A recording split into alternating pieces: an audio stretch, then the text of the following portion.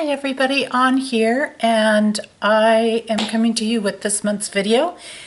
And it's been really interesting. This has been one of those months where I just felt like, what am I going to get into this month? It's very different, but what's really cool is that we have a lot of kind of lighter energy going on. It doesn't mean that there aren't intense things happening, but definitely there's a big shift that's happening right now. And I think that that's really exciting for us.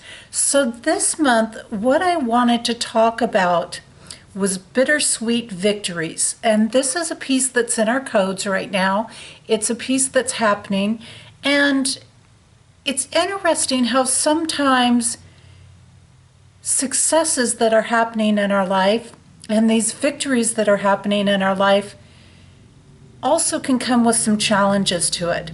So this is not so much a topic that is about hard to overcome things and what that's about, but it is more about understanding some of the deeper layers within the bittersweet victories. So one of the things that I've had coming up, and that's a term that I've used in the Code Journey book for the current code time frames and what we have coming in with June, is that I've had people coming to me expressing this aspect of, I have these really great victories that are happening in my life, and I have this really great successes, and I don't exactly want to go out and just brag to everybody about it, but I've told them it's really important that we rejoice in the successes that we're having. And if you've got people in your life that are really there for you, that are really part of your support system, they're going to rejoice in those victories with you. They're going to want to hear about them. And I think especially in these days and times where there's so much negative stuff being shared out there, that people need to hear something positive. They need to hear something that is favorable that's going on. They want to hear about the victories. And certainly there's a fine line in this, and we kind of got into this on our study session call yesterday, but there's a fine line between bragging, and bragging is about the seeking of attention. It is about really wanting people to recognize you for these personal challenges. And yet celebrating is a different thing. And celebrating is really, really important for us to do. Whether that's a small victory, whether it's a big victory, we want to make sure we're taking the time to celebrate them. Celebrate those accomplishments, because that is so important to continuing a flow in that direction. Continuing a flow that opens us up to more gifts, more blessings, more joys to be experienced, more breakthroughs to happen. So when we talk about these bittersweet victories, now this is a really interesting piece, and I can look at the codes here, and when I look at what victories are on its own, victories are about taking command in our life. It's about taking charge of things. And this doesn't mean you have to be a leader, you have to rule everybody, but your victories are going to have an impact on other people. And they're going to be able to influence other people. They're really at the root of some of the greatest stories and the greatest inspirations that we can share. So I find that really wonderful and really exciting to have that show up. And then the aspect of being bittersweet. Now, the bittersweet aspect shows that we come into those victories, we come into that command through turbulence, through rebellion. So we're really doing a breakthrough of rebellion energy. We're really exerting it in a favorable way, so that instead of turning over our power, we're taking command of things. And what happens is, in this process, we end up with a success, and that success is a direct result of the efforts, the actions, and the choices that we have made along the way. So when we look at this, while it comes as one big thing all of a sudden is what it feels like. It's actually been a process that we've been going through and lessons that we've been learning. And this is an aspect where we kind of finally get a chance to be recognized in some way, and maybe not in a public way, but we definitely catch people's attention when we have bittersweet victories going on. And when we have that component and we have that aspect, and I'm sorry, I'm kind of looking back at my notes because I've had so much going through my head. In a victory as a single aspect, we are breaking through lies. We are putting an end to lies. We are bringing closure to something that is not favorable for us. It's not supporting us to live in our soul self.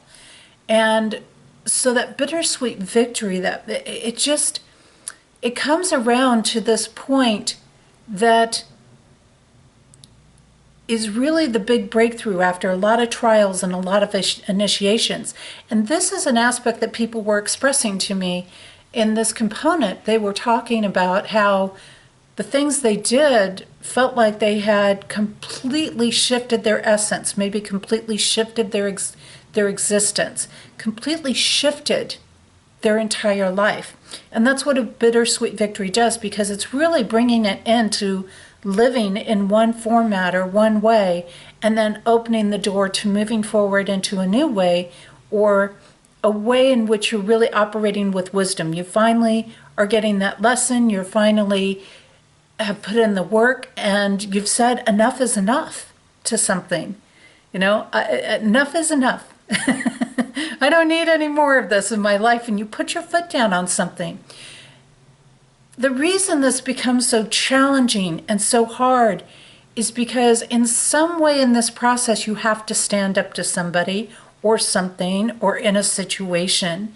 And oftentimes when you're doing that, it means that you have to bring closure or an end or a completion, because that person or that situation served you to get to this point, but they may not be a part of where you're headed. They may not be a part of where you're going. They may not be a part of what's beyond this transition for you. And so oftentimes the bittersweet victory does involve something that we're having to let go of in order to move into those personal successes, in order to move into that space that is more soul aligned. Now, it doesn't mean that we always have sacrifices. It doesn't mean that we always have to give something up. But when we're talking about a bittersweet, and this is why it's bittersweet, because it's got that little bit of a sting, that little bit of a tinge to it, and at the same time, it's a very, very sweet thing that's happening in our life. It's a very delectable thing that is happening in our life. And if we actually break down those two components and we look at what is bitter, the bitter part is related to materialism. It's the part that creates arguments over material things, money things, financial things. The bitter part is where the material aspects of life have been able to rule. And so we're letting go of the bitter for the sweetness. And the sweet part of life, interestingly enough, is about being a leader. It's about utilizing your assets. It's about choosing, in some ways, to actually become part of a team. But it may not be a team like a physical team around you. It can certainly be a team like your soul self and your human self working together as a team. So when we do that, we naturally open the door to success for ourselves. So this is a pretty sweet aspect that we have going on here. And then this ties into a whole nother dimension as well. And this ties into big currents that we have going on, not only in our individual life, not only in the codes, but this current actually plays out in world affairs that are going on right now and political things that are happening right now. And actually, I'm going to be doing a separate video that's going to involve this same pattern of what the bittersweet victories are about and what's happening in that process has to do with moving from being dependent, dependencies, to becoming self-sufficient and self-sufficiency. And this is a huge piece, and this is huge in the codes right now. So the bittersweet victories are really connected to this aspect, and a big part of them is connected to moving from being dependent or even codependent on something to being self-sufficient. And I think that's why we feel something so powerful inside of us. We feel it, bam, right here, right here, right here. All of a sudden our voice comes out and we find it. And it's such a powerful experience because we are releasing those dependencies. We're going into self-sufficiency. And that's where we start living more from the soul. The more self-sufficient. Now, self-sufficiency doesn't have to be isolation. You can be very actively involved with people and be incredibly self-sufficient. Okay, it's very different than an isolation factor. Self-sufficient simply means you are not relying on other people for anything. You're able to take care of yourself. You're able to handle your life. Doesn't mean that you won't work with people or that you may not, you might enjoy working with people. You might enjoy lots of different things that involve other people. But it means you're not relying on them. You're not turning your power over to people or situations and relying on them to take care of you. There are points in times in certain situations that maybe we need to go ask for help, but even asking for help is different than being in dependency. So what happens is when we sit in a dependent person, in a dependent space, we have a couple of aspects that are going on. And I'm just checking my notes here. When we're in a space of dependence or dependency, what is happening is that space literally is sucking away our ability to feel abundant. It sucks away and divides and separates the connection we have with our soul self, the part that allows us to flourish, the part of us that allows us to thrive, the part of us that can go and enjoy the successes and find the joy in life. Find that abundance within us that allows us to know that we have more than enough, that we have not only enough for ourselves, but enough for others. So that gets blocked in dependence. And so that throws us, of course, into more victim spaces. That throws us into saying, well, I don't have enough. I am not enough. These types of things. And we start running these programs in our head, and then pretty soon before we know it, nothing works in our life. So the dependent space, the dependence there, it also breaks us down physically. It doesn't just break us down in this aspect of weighing us down with material things, not having anything come out of our own actions, but it breaks us down on a literal physical level and a spiritual level.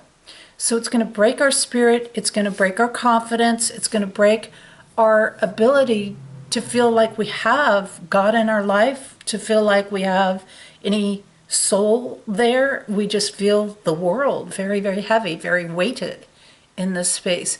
And when that happens, the stress, the worries, the anxieties starts playing out in our body swells up, our body doesn't process things right, we start having physical issues, we get things like inflammation going on. So it's a challenge, it's a real major challenge to be in a space of dependency or dependent on someone or something. When we do this, we just, we lose our sense of creativity so many times. So it's exciting for me, and I'm jumping with joy with the people that have come to me and said, I have bittersweet victories. Because it's exciting. It's exciting to see, it's exciting to hear about, and I love it because it is not only breaking patterns for themselves, it's breaking patterns for our whole world, for our whole existence. When one person does this for themselves, for their own life, they are changing the dynamics in the world. And they are helping the whole rest of the world to let go of being dependent. Now, what we have in here is we find self-sufficiency is what we're moving into, being in the space of self-sufficiency. And when we do that, we actually find that self-sufficiency is about reliability. And I'm sorry, my camera is fluctuating around a little bit today. I don't know why it's doing that, but it is. We find ourselves making wiser choices. When we move into self-sufficiency, we no longer need somebody else to tell us what to do because we can make our own decisions. We take responsibility for our own life, our own choices, and we start making choices that are going to take care of us. And of course, when we make the choices that take care of us in wise ways, then again, we're stimulating that energy all throughout the universe. When we come into self-sufficiency, we have a powerful piece that comes into play that is related to observation. And in self-sufficiency, we're not just taking what somebody else tells us for fact. We're going out and we're doing the research ourselves. We're taking a look at it from multiple sides and saying what's going on here, because there's all of these opinions that are happening. There's all of these thoughts. There's all of these ideas. There's all of these preferences. And we're no longer accepting the narrative that is being fed to us, no matter where that's coming from, whether that is a friend, whether that's family, whether that's the media, it doesn't matter. We're not accepting what is being told to us right off. We're sitting with it, we're looking at it, we're watching things, and we're watching things in an objective and pure way, which means we're not taking sides. We're looking at the information and saying, what is happening here? Okay, I might not like the words that somebody uses, or I might not like exactly the way they express themselves, but how are they doing things? Are they giving a lot of gratitude? Are they appreciating a lot of different people? You know, unfortunately, a lot of the good in our world gets pressed down to where we can't see it. So if we don't go digging a little bit, we're not going to find it and we're not going to see it, because we're only going to get that information that's being fed to us. And that can lead us to misjudge and misgauge people. And that can lead us to think that somebody isn't very nice when in reality they are very nice, and vice versa. So the observation point, and with self-sufficiency and being in that observation, you realize that your only real responsibility is to your soul self, to God, to the God presence energy. It's not to decide things for people. It's not to tell them what to do. It is to sit and be in observation. And if we purely observe something and we sit in observation of it, we will know the truth of it. And we will find success from operating in that truth. The challenging part is so many people want to put their own perceptions and their own spins on things and their own twist to things to feed what they want it to be. So that becomes our big piece this week or this month, is to really look at, where are you sitting in dependency? Where are you sitting in self-sufficiency? How are you going to make that transition? And don't be afraid of the things that are bittersweet. Don't be afraid of walking away from something. Don't be afraid to put your foot down on something, to hold the integrity, to hold yourself in soul alignment.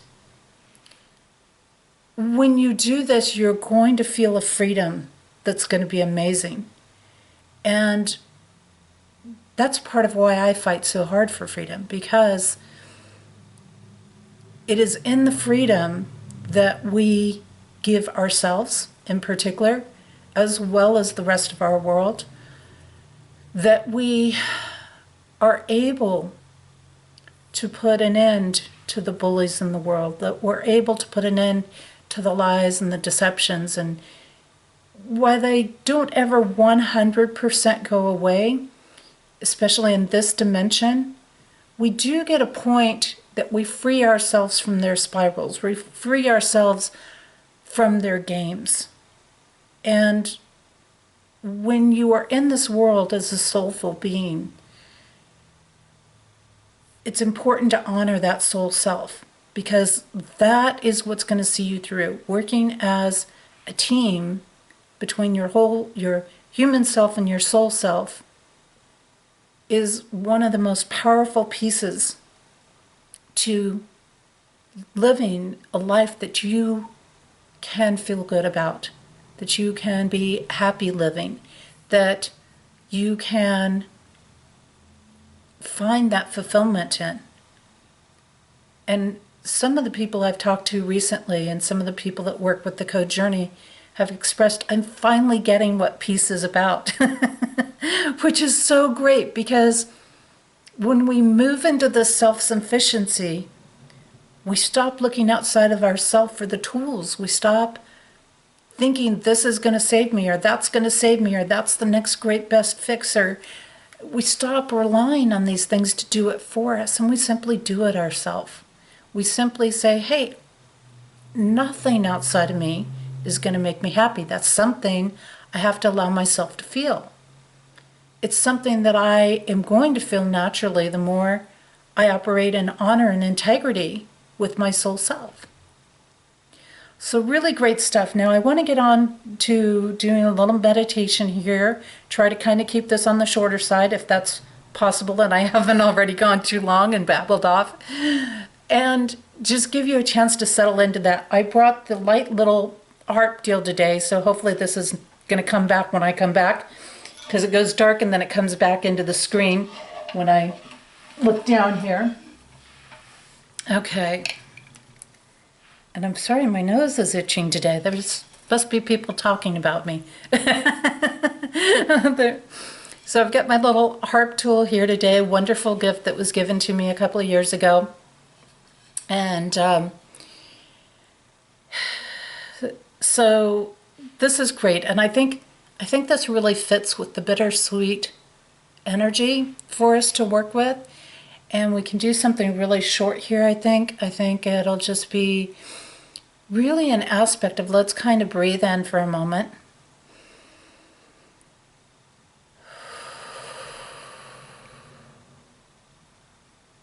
And let that breathe come from down in your belly, down in your gut.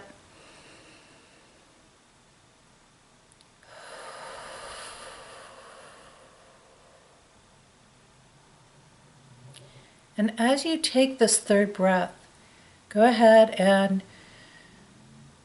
just really let yourself relax deep into that.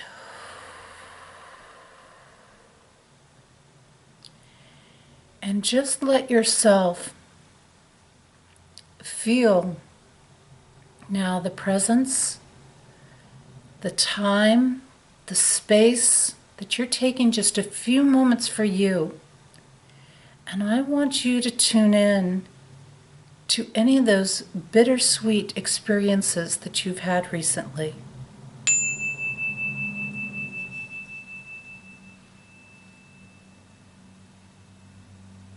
Just think of those ones that have felt really empowering, but might have really challenged you at the same time.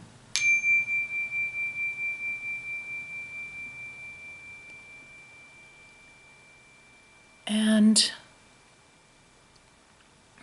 take that and go with it, and take a moment to think about why that experience was so powerful for you.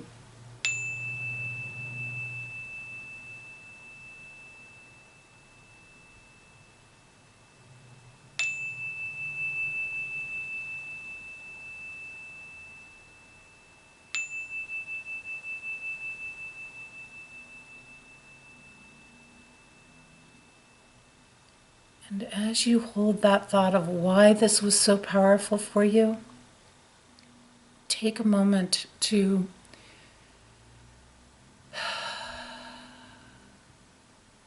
let yourself rejoice it.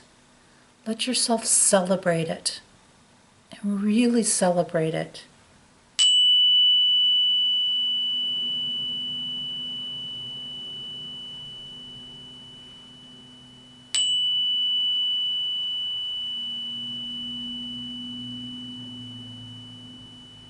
Maybe give yourself a big hug between your human self and your soul self.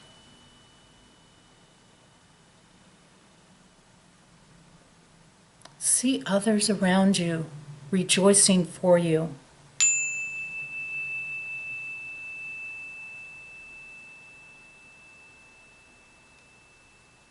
Even those that may have had to separate from you or leave or that walked away, see them in gratitude for what you did. In gratitude because you loved them enough to not allow them to repeat and to perpetuate their own challenges.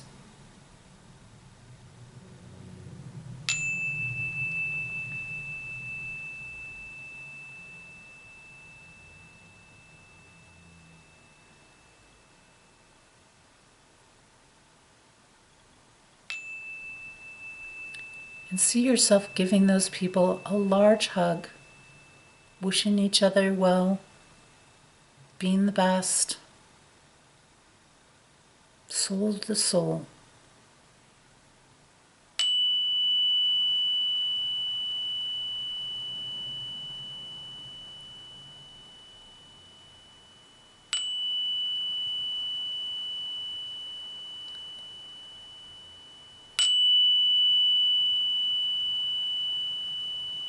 And if this is a parting of way, then part friends.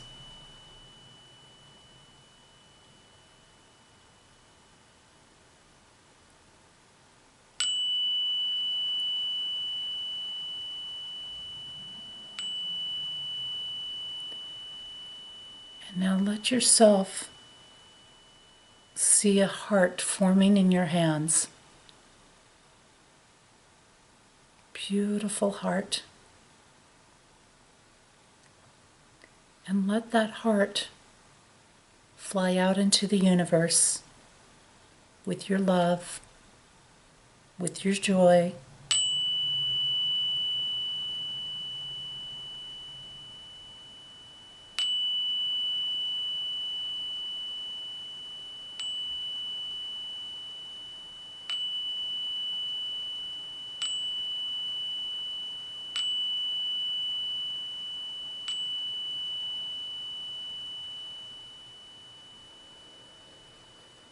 And now come back into your breath, back into your space of here and now.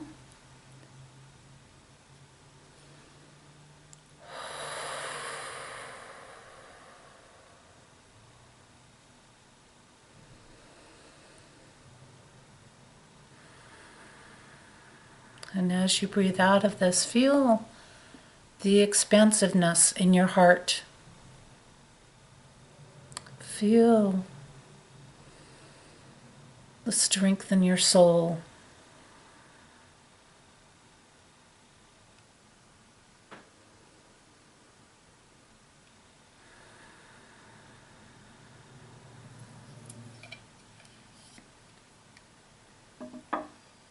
You know, these are powerful times and powerful experiences, and I encourage people to embrace these times, especially with the bittersweet victories, especially these times where we get these little pauses and these little breaks, and things maybe aren't as intense for a few days. Things are maybe starting to settle down a little bit. Still plenty happening out there, there's no question about that. But that we are starting to find that peace within us. And there's nothing that can change that, because once we start to get that peace within us and we really start to feel it in us, there isn't anything that we can't handle.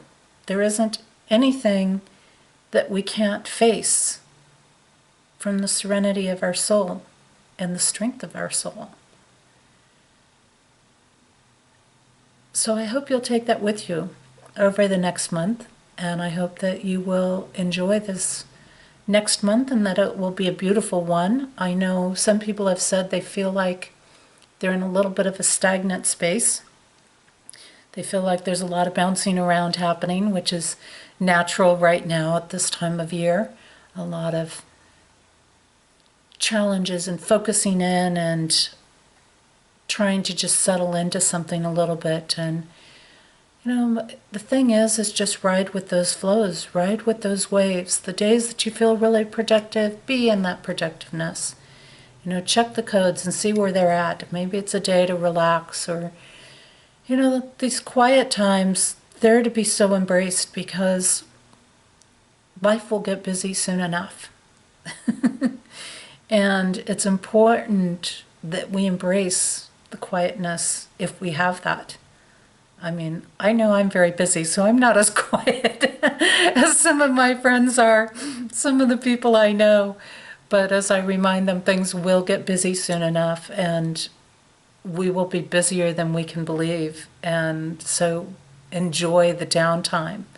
Take it, enjoy it, use it, and enjoy the relaxing part, because, it could be a few months before you get to relax again in there. But I hope you all do well over the next month, and I will see you soon.